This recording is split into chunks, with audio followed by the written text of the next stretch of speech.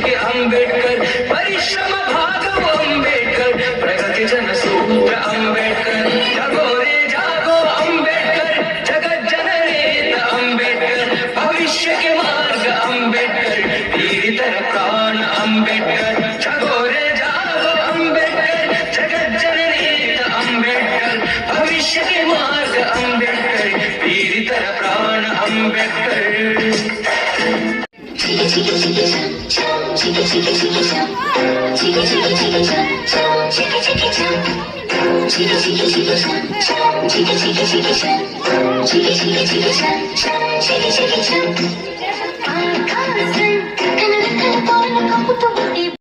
ಮತದಾನ ಎಂಬುದು ಮನೆಯ ಮಗಳಿದ್ದಂತೆ, ಅದನ್ನು ಎಂದಿಗೂ ಮಾರಾಟ ಮಾಡಬೇಡಿ ಅಂತ ದಲಿತ ಸಂಘರ್ಷ ಸಮಿತಿ ಸಂಚಾಲಕ ಎಸ್.ಎಂ. ವೆಂಕಟೇಶ್ ಹೇಳಿದ್ದಾರೆ. ಮಾಲೂರು ತಾಲೂಕಿನ ಮಾಸ್ತಿ ಹೋಬಳಿಯ ವರದಾಪುರ ಗ್ರಾಮದಲ್ಲಿ ವಿಶ್ವಜ್ಞಾನಿ ಭಾರತ ರತ್ನ ಡಾಕ್ಟರ್ ಬಿ.ಆರ್. ಅಂಬೇಡ್ಕರ್ ಅವರ 134ನೇ ಜಯಂತಿಯನ್ನು ದಲಿತ ಸಂಘರ್ಷ ಸಮಿತಿ ಮಾಸ್ತಿ ಹೋಬಳಿ ಸಂಚಾಲಕ ವರದಾಪುರ ನಾರಾಯಣಸ್ವಾಮಿ ಹಾಗೂ ಗ್ರಾಮಸ್ಥರು ಆಯೋಜನೆ ಮಾಡಿದ್ರು. ಇನ್ನು ಕಾರ್ಯಕ್ರಮದಲ್ಲಿ ಗ್ರಾಮದ ಹಿರಿಯ ಪ್ರಾಥಮಿಕ ಶಾಲಾ ಮಕ್ಕಳಿಂದ ಗ್ರಾಮದಲ್ಲಿ ಹಬ್ಬದ ರೀತಿ ಬಾಬಾ ಸಾಹೇಬ್ ಅಂಬೇಡ್ಕರ್ ಅವರ ಹಾಡು ಮತ್ತು ಡ್ಯಾನ್ಸ್ಗಳೊಂದಿಗೆ ಮನೋರಂಜನೆ ನೀಡಲಾಯಿತು. ಆ ಮೂಲಕ ಪರಿವರ್ತನೆಯ ಹಾದಿಗೆ ನಾಂದಿ ಹಾಡಿದ್ರು. ಹಾಗೆಯೇ ಕಲಾವಿದರಾದ ಸುಣ್ಣೂರು ಗೋವಿಂದ್ ಹಾಗೂ ತಂಡದಿಂದ ಭಾರತ ರತ್ನ ಅಂಬೇಡ್ಕರ್ ಅವರ ಪರಿವರ್ತನೆ ಹಾಗೂ ಹೋರಾಟದ ಹಾಡುಗಳನ್ನು ಹಾಡುವ ಮೂಲಕ ಗ್ರಾಮಕ್ಕೆ ಒಳ್ಳೆಯ ವಾತಾವರಣದ ಮೆರುಗನ್ನ ತಂದರು.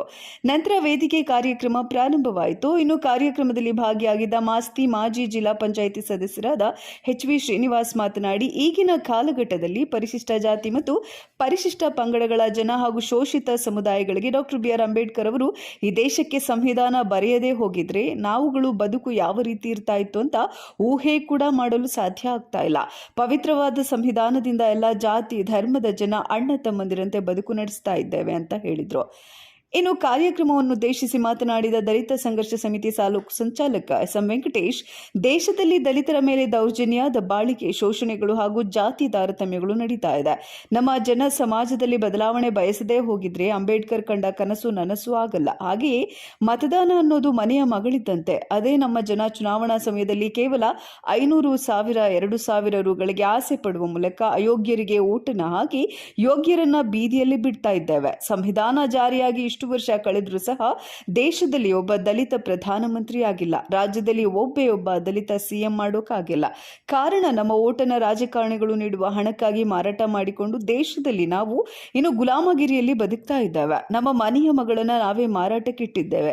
ಇನ್ನು ಕಾಲ ಮಿಂಚಿಲ್ಲ. ನಾವು ರಾಜ್ಯಾಧಿಕಾರ ಹಿಡಿಯಬೇಕಾದ್ರೆ ನಮ್ಮ ಮಕ್ಕಳು ಒಳ್ಳೆಯ ಶಿಕ್ಷಣ ಪಡೆದು IAS, IPS, KAS ಇನ್ನು ಉನ್ನತ ಸರ್ಕಾರಿ ಹುದ್ದೆಗಳನ್ನು ಪಡೆಯುವ ಮೂಲಕ ರಾಜಕೀಯ ಚುಕ್ಕಾಣಿ ಹಿಡಿದಾಗ ಮಾತ್ರ ಬಾಬಾ ಸಾಹೇಬ್ ಅಂಬೇಡ್ಕರ್ ಕಂಡ ಕನಸು ನನಸಾಗಲು ಸಾಧ್ಯ ಅಂತ ಹೇಳಿದ್ರು.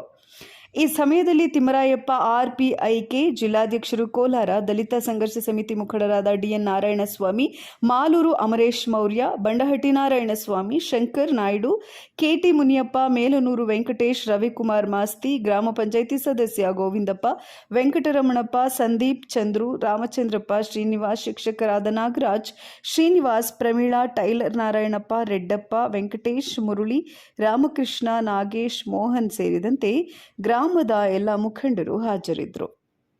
ಬಾಬಾ ಸಾಹೇಬ್ ಅಂಬೇಡ್ಕರ್ ಅವರ ಜಯಂತಿಯನ್ನ ಒಂದು ಸಣ್ಣ ಹಳ್ಳಿಯಲ್ಲಿ ಈ ತರ ಒಂದು ಸಂಭ್ರಮಣದಲ್ಲಿ ಆಚರಣೆ ಮಾಡ್ತಾ ಇರುವಂತೆ ನಿಜಕ್ಕೂ ನಮಗೆ ಬಹಳ ಹೆಮ್ಮೆ ಆಗ್ತಾ ಇದೆ.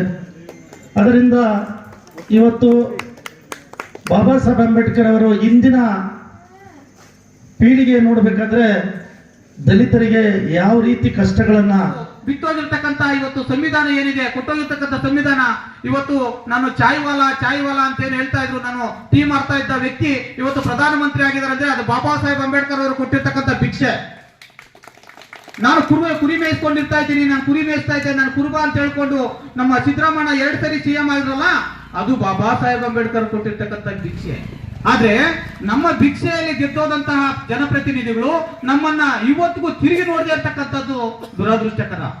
ಬಂಧುಗಳೇ, ಬುದ್ಧ, ಬಸವ, ಅಂಬೇಡ್ಕರ್, ಕನಕದಾಸರು, ಕುವೆಂಪು, ಜ್ಯೋತಿಬಾ ಫುಲೆ, ಸಾವಿತ್ರಿಬಾ ಫುಲೆ, ನಾರಾಯಣಗುರು, ಪೆರಿಯರ್, ಛತ್ರಪತಿ ಶಾಹು ಮಹಾರಾಜ್, ಕೆಂಪೇಗೌಡರು, ಇವರೆಲ್ಲರೂ ಸಹ ಒಂದು ಸಮಾಜದಲ್ಲಿರ್ತಕ್ಕಂತಹ ಅಸಮಾನತೆಯನ್ನ ಹೋಗಲಾಡಿಸಿ ಸಮಾಜವನ್ನ ಸರಿದಾರಿಗೆ ತಿದ್ದುವಂತ ಕೆಲಸವನ್ನ ಮಾಡಲಿಕ್ಕೆ ಬಂದಂತವರು. ಅಂತಹ ಮಹಾನ್ ವ್ಯಕ್ತಿಗಳ ಹಾದಿಯಲ್ಲಿ ನಾವೆಲ್ಲ ನಡೆಯೋಣ. ಸಹಬಾಳ್ವೆ ಇದೆ, ಆ ಸಹಬಾಳ್ವೆಯಿಂದ ಎಲ್ಲರೂ ಸಹ ಚೆನ್ನಾಗಿ ಬದುಕೋಣ, ಬಾಳೋಣ. ದಯವಿಟ್ಟು ಬಾಬಾ ಸಾಹೇಬ್ ಅಂಬೇಡ್ಕರ್ ಅವರನ್ನ ಕೇವಲ ಒಂದು ಜಾತಿಗೆ ಸೀಮಿತನಾಗಿ ಮಾಡಬೇಡಿ.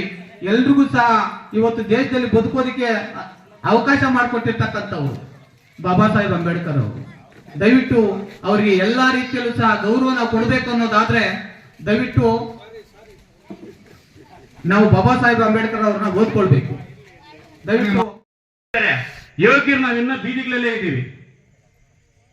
ಅಂಬೇಡ್ಕರ್ ಸಾಹೇಬ್ರದಾಗ ಎಲ್ಲ ತಿಳ್ಕೊಂಡಂತ ಯೋಗ್ಯರನ್ನು ಬೀದಿಗಳಲ್ಲಿ ಇದ್ದೀರಿ, ಅಯೋಗ್ಯರನ್ನು ನಾವು ವಿಧಾನಸೌಧಕ್ಕೆ ಕಳಿಸಿದೀವಿ. ನಮ್ಮ ಕೈಯಲ್ಲಿ ನೀರು ಕುಡಿದೇ ಇರೋರು, ನಮ್ಮ ಕೈಯಲ್ಲಿ ಊಟ ಮಾಡದಿದ್ದವರು, ನಮ್ಮ ಕಷ್ಟಗಳಿಗೆ ನಮ್ಮವನ್ನು ಪರಿಹಾರ ಮಾಡ್ತಾರೆ ಅನ್ನೋದು ನಾವು ತಿಳ್ಕೊಳ್ಳೋದು ನಮ್ಮ ತಪ್ಪಲ್ವ ಅದು. ಅದಕ್ಕೆ ಬಾಬಾ ಸಾಹೇಬರು ವೋಟ್ನ ಕರ್ನ ತಂದುಕೊಟ್ರು. ಆ ವೋಟನ್ನ ನಾವು ಯಾರಿಗ ಹಾಕ್ಬೇಕು ಅಂತ ಹೇಳ್ಬಿಟ್ಟು ನಮ್ಗೆ ಜ್ಞಾನವನ್ನ ಬುದ್ಧಿಯನ್ನ ಕೊಟ್ಟಿದ್ದಾರೆ. ಆದ್ರೆ ನಾವು ಚುನಾವಣೆ ಸಮಯದಲ್ಲಿ ದಡ್ಡಾಗ್ತಾ ಇದೀವಿ. ಆ ಕಾರಣದಿಂದ ಯೋಗ್ಯರು ನಾವಿನ್ನ ಬೀದಿಗಳಲ್ಲೇ ಇದ್ದೀವಿ. ಅಂಬೇಡ್ಕರ್ ಸಾಹೇಬ್ರದಾಗ ಎಲ್ಲ ತಿಳ್ಕೊಂಡಂತ ಯೋಗ್ಯರನ್ನು ಬೀದಿಗಳಲ್ಲಿ ಇದ್ದೀರಿ, ಅಯೋಗ್ಯರನ್ನು ನಾವು ವಿಧಾನಸೌಧಕ್ಕೆ ಕಳಿಸಿದೀವಿ. ನಮ್ಮ ಕೈಯಲ್ಲಿ ನೀರು ಕುಡಿದೇ ಇರೋರು, ನಮ್ಮ ಕೈಯಲ್ಲಿ ಊಟ ಮಾಡದಿದ್ದವರು, ನಮ್ಮ ಕಷ್ಟಗಳಿಗೆ ನಮ್ಮವನ್ನು ಪರಿಹಾರ ಮಾಡ್ತಾರೆ ಅನ್ನೋದು ನಾವು ತಿಳ್ಕೊಳ್ಳೋದು ನಮ್ಮ ತಪ್ಪಲ್ವ ಅದು. ಅದಕ್ಕೆ ಬಾಬಾ ಸಾಹೇಬರು ವೋಟ್ನ ಕರ್ನ ತಂದುಕೊಟ್ರು. ಆ ವೋಟನ್ನ ನಾವು ಯಾರಿಗ ಹಾಕ್ಬೇಕು ಅಂತ ಹೇಳ್ಬಿಟ್ಟು ನಮ್ಗೆ ಜ್ಞಾನವನ್ನ ಬುದ್ಧಿಯನ್ನ ಕೊಟ್ಟಿದ್ದಾರೆ. ಆದ್ರೆ ನಾವು ಚುನಾವಣೆ ಸಮಯದಲ್ಲಿ ದಡ್ಡಾಗ್ತಾ ಇದೀವಿ. ಆ ಕಾರಣದಿಂದ ನಾವು ಹೆಚ್ಚಾಗಿ ಮಾತಾಡೋದು ಆಗಲ್ಲ. ಇನ್ನೂ ಸುಮಾರು ಜನ ಮಾತಾಡೋರಿದ್ದಾರೆ.